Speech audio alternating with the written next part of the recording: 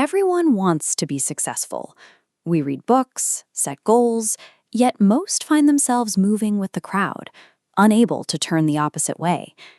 In Think and Grow Rich, Napoleon Hill argued our external life reflects our internal state. What you think about, you become. This principle is the bedrock for high performers like Elon Musk, Steve Jobs, and Jeff Bezos. They operated on the assumption that their internal vision dictated their external reality. This diagram illustrates the identity trap.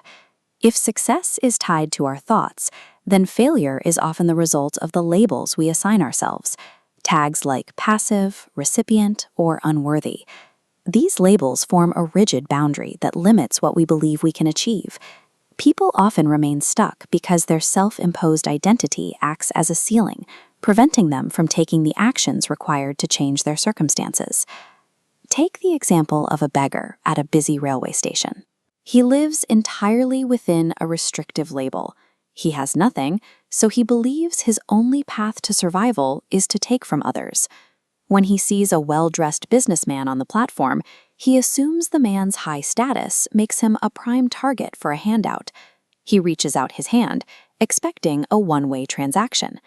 But the businessman interrupts the routine. He refuses to give him money and instead asks if the beggar has ever offered anything of value in return. This is a model of a zero-sum transaction. In this setup, one person loses value so that another can gain it. There is no mutual benefit, meaning the interaction extracts value from the environment rather than adding to it. The businessman explains that he only believes in exchange. This forces the beggar to realize that his current identity relies on extracting resources without contributing anything, leaving him with no leverage to improve his situation. For 2 days, the beggar stops asking for money. He is stuck on a single problem. How can someone with zero material wealth possibly offer something of value to a stranger?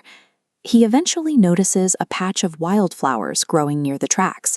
He realizes that value isn't always financial. It can be a small moment of joy or a simple aesthetic offering. He gathers the flowers and begins a new strategy. Every time someone drops a coin in his hand, he smiles and gives them a flower. He has transitioned from a beggar to a trader. This chart explains the mechanics of why his income began to rise. It's the law of reciprocity.